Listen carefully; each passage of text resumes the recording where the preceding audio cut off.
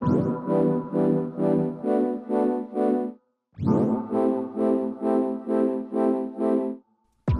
and welcome back to Teach Us to Pray. This season we're going age to age through our church, through the different demographics of our church. And so I'm here today with Alexi and Matt, and we are talking about the men of our church. And so we realize that spans a lot of different age groups, and there's a lot of different types of men in that category. But you guys have both been serving the men of our church for a while. And so thank you, Alexi, thank you, Matt, for just being here and sharing I think the wisdom and the experience that you've seen and just the time you've spent with the men. So thank you guys for being here. I appreciate it a lot. And I want to hop in because the questions on the table that we want to kind of float through are, how should we be praying for the men in our lives? And I know, again, that covers a lot of different age groups and everything.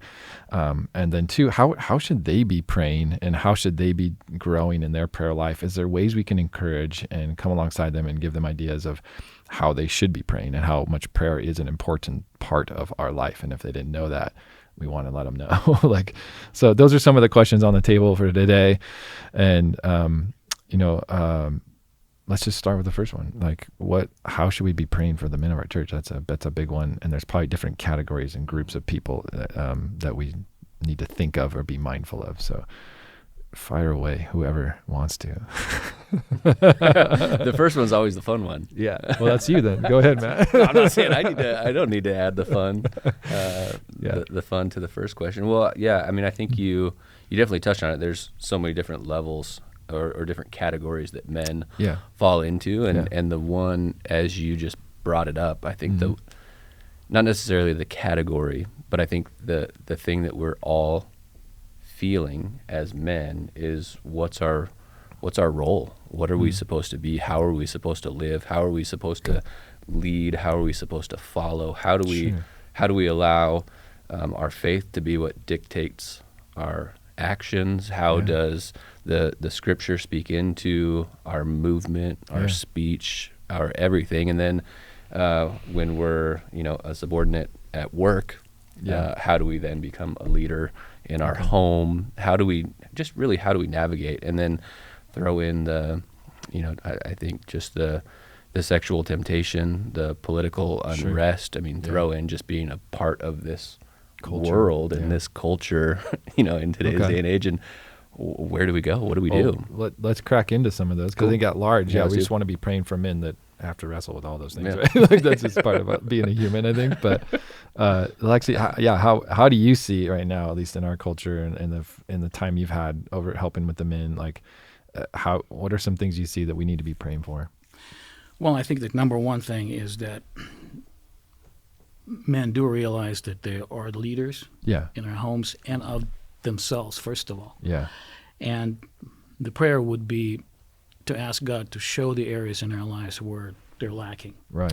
And I had to do that. I did that. Yeah. I would be, the first one to raise my hand and say, oh my goodness, there is a big list of things where I have failed. Yeah.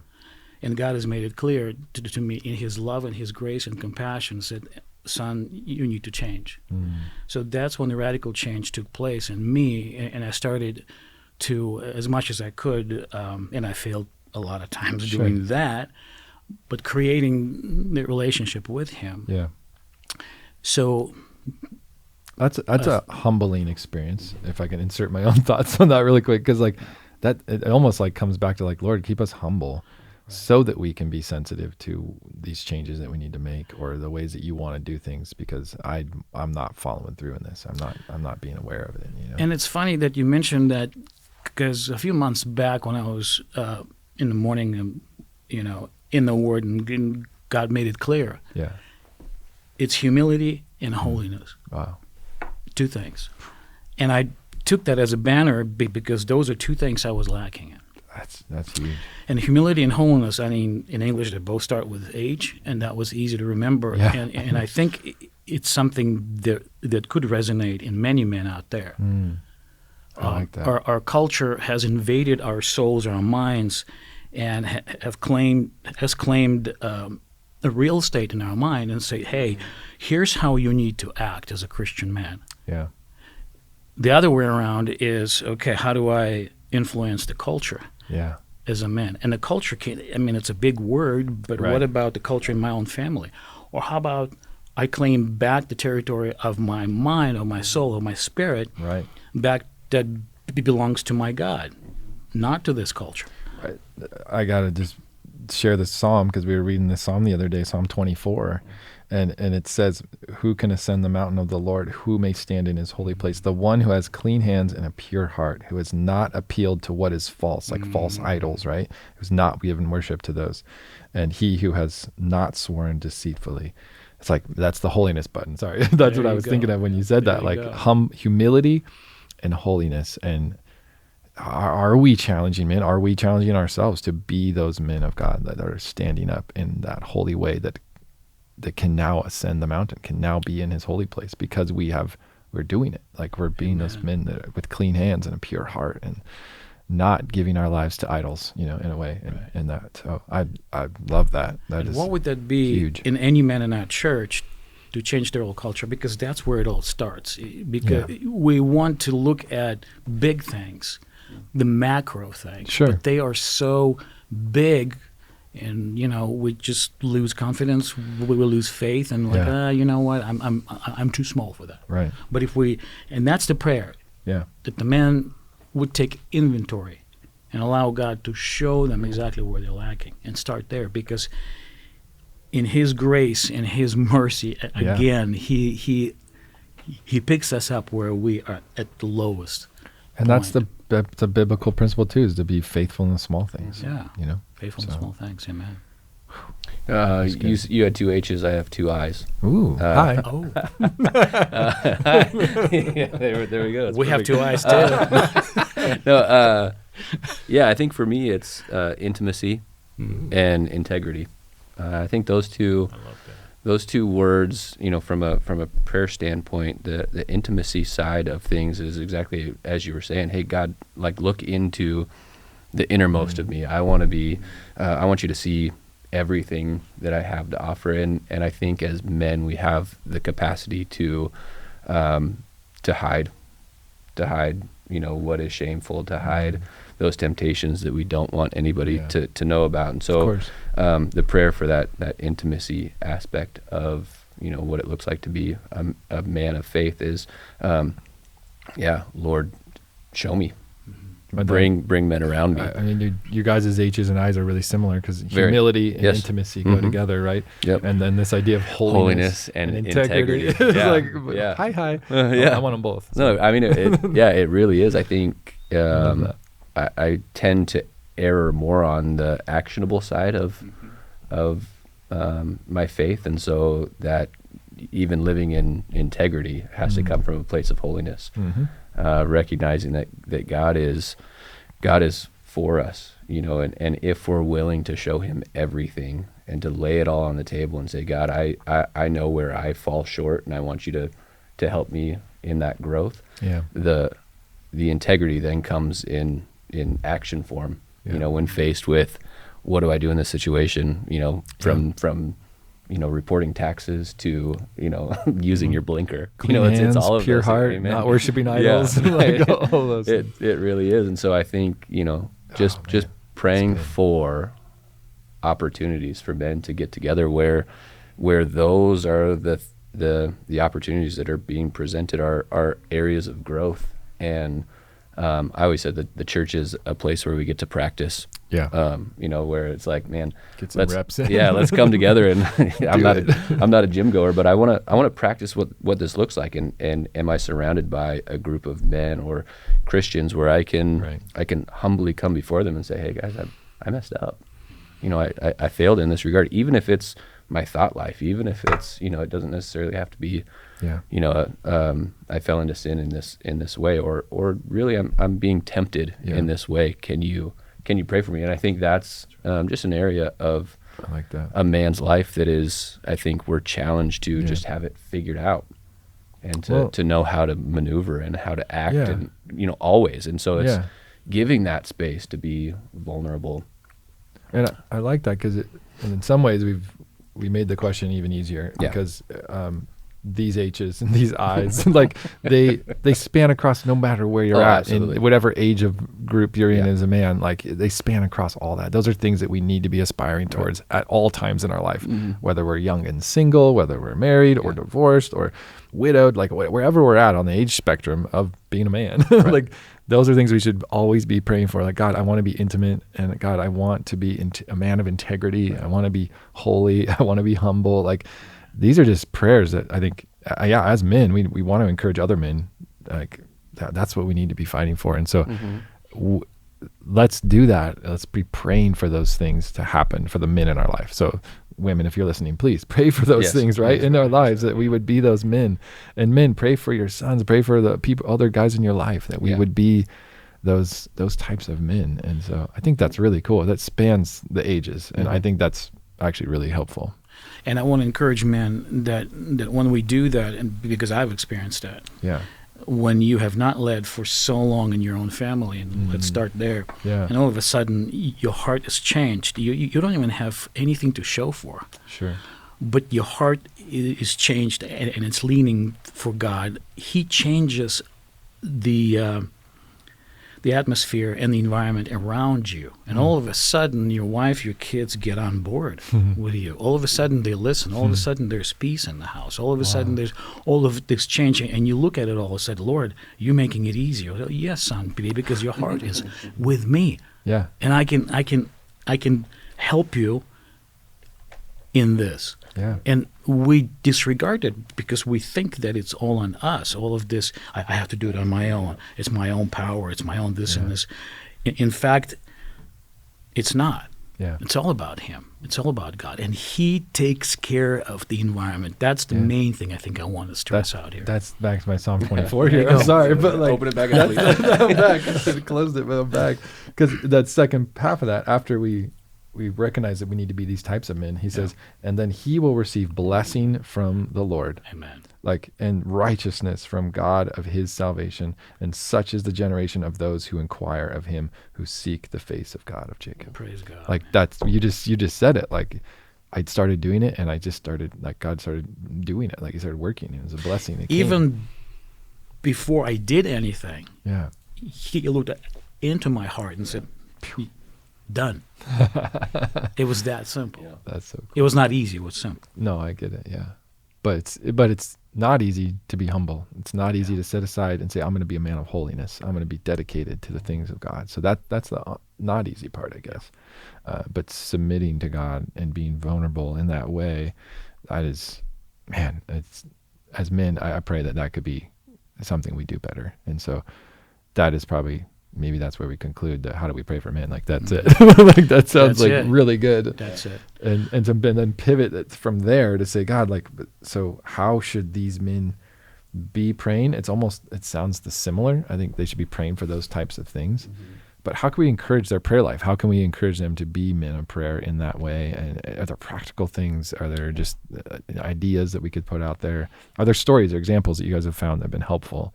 I think that's a good part of what we need to talk about as well. I know the days that I don't start in prayer, and I think it shows with the people that I interact with, in that day. And so, just giving you start today in prayer? Your first time. I don't know. You tell me. I want to know where we're going here. No, I think for men, the practical side of just your rhythm, your habits, your routines. What are you starting with? Are you going straight to your phone? Are you going straight to work? Are you are you getting straight into your day of accomplishing, or are you giving God your first time to say, okay, Lord, lead me today? That's a really good practical one. I think we probably don't think much about in this day and age of just how quick we reach for the device in the morning or whatever it is, just hop into stuff. Yeah. And I think it's as you mentioned, Alexi, it's like, once I went to the Lord and said, hey God, show me, or, humble me, or what, there was a process that went along with that. And so I'm sure you could share, what that looked like and the challenges that went along with it, because I'm sure like any habit, it's not easy to break. Right. And so being disciplined in, just going through the steps, and sometimes it has to. It takes however many days to break a habit. It's like when you're ingrained in being the producer, the provider, I need to go and accomplish. I need to go work the field. I need to accomplish whatever it is to take care of my family. Oftentimes it takes so much longer to break that habit. I was thinking about Peter when Jesus calls him out of the boat, and he had every intention of keeping his eyes on Christ as he's walking across the water. But then what happened? The wind came up and the distraction happened, and he took his eyes off of Christ as he's walking on the water, and he starts to sink. And I think oftentimes for me, I'll speak for myself, when I'm in those moments and I'm distracted, I look to, and this is true confession session, I look to my own abilities. I look to my own strengths. I look to, okay, how do I get myself out of this? How do I, in Peter's instance, how do I swim back to the top? But Peter instantly cries out to the Lord, Lord, save me. And I think oftentimes that's okay, I tried A, I tried B, I tried C, I tried D. I went down the list of things that I know that I can accomplish to get myself out of this situation. But Peter demonstrates, he cried out to the Lord, and immediately Jesus reached down and pulled him up. And he said, I always love that story. I do too. It's because it's the first time the dude's walking on water, right? And I'm a guy that I want to do everything right the first time. And so I'm I'll circle back this around to be an encouragement in a minute, but I just want to do everything right the first time. And so if I was that dude, I'd be like, I got to walk on water the first time. And it's like, of course you're not going to walk on water the first time the right way. And so he does a couple steps and then he starts to sink. And I'm like, dude, just the faith and the courage that it took to get out of the boat. Like, can we applaud that? Absolutely. Can we say, well done, brothers, and that are going out there and trying things. And yes, you're going to fail, you're going to sink, and that's okay. That, I hope that could be a culture amongst us where we're a little more okay with failure. And where it's something I struggle with. I tell myself now, fail fast, fail forward, just keep going, because if not, I get paralyzed by perfection, right? And I won't do anything, and I'm not going to ever step out of the boat because I don't know how to do it right yet, and I haven't researched it enough or whatever, And so I say that in the prayer vein because it's we just have to step out and try. We have to say, okay, I'm going to be this man that's going to lead, or okay, I'm going to join into this group, and I don't know what's going to happen. I think we have to take more steps of faith in that way. And Peter, I just love as a perfect example of that, because the dude was like, all right, I'll try walking on water. No one else in history that I know of, has been recorded that does this. And he's like, okay, yeah, I'll give it a shot. And I'm so grateful that he failed. And that sounds weird, but because it reminds me that you're going to step out in faith. You're going to try something new for the first time and you're going to fail. Right. That's okay. What did you learn? Get back in the boat and let's do it again. Well, I think that's how men can be praying for men. I think that's how men can be caring for one another. It's encouraging each other. Yeah, absolutely. Not that we want you to go out and fail. It's obviously there's we want to stay away from moral failures. We want to stay away from Of course. Thank you for making failures that are going to ruin our lives. But at the same time, it's hey, take a step of faith. Yeah. What does this look like? And so you're aware. I'm here with you. You've got this community of men who are loving you, supporting you, encouraging you. I mean, think about Peter going out. What about the rest of them? You got this, Peter. Yeah, they're watching. They're watching. Right? And there's definitely a time to say, my discernment says maybe don't. I'm feeling like the thing we're asking men to be thoughtful of and prayerful of, and to help build a prayer life, is to find guys around you. That's what I'm kind of picking up here. Is we need to have a community to do this together. It's not this Lone Ranger sport that it's all on us to do it right by ourselves. We need brothers. I love having brothers in my life for that reason, to bolster me, encourage me, and come alongside me, or pick me up when I have sunk or whatever, we need this community, a church community, really, ultimately. And I know that comes with many different ages and people, but as men, to have some mighty men around us, that's empowering. That's really encouraging. And I think we all need that. Yeah, I think so too. I love that story of Peter on water. And when you read it, you can ask the question, why did he ask Jesus to call him on the water? Yeah. And I think we talked about this in the past. I don't know if we have, but as I'm reading this, he says, Jesus, if this is you, command me and I'll come to you. So something I think that Peter knew, that upon the command of God, the road is paved. Yeah. I can get to him, even if it takes me to step out of the boat and walk on water. That's cool. So it seems to me, why would he ask him to command him? Because Jesus could have said, no, stay in the boat, and he would have stayed in the boat. Sure. And we would not have that story. Right. But he says, yes, come. Go ahead. And that means he could step on the solid ground, even if it's water. So that's cool. That's encouragement for us men, because God has called us to lead. Yeah. Even if it's only ourselves. I'm a single man. Yeah. I don't have any kids. I don't have a wife. And I can actually lead myself because it's been commanded. Yeah. And that means the road is paved. That's good. I like that. Because you're right. Yeah. I think it's an encouragement. It's applied. And it was to me. Yeah. That's cool. Okay.